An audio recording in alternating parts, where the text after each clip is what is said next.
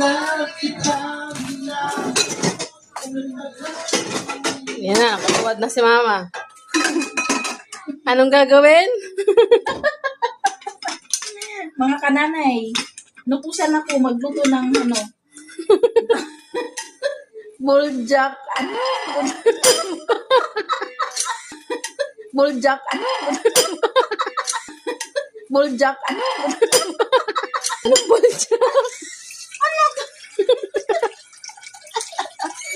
Pakita mo nga. Ito pala yun.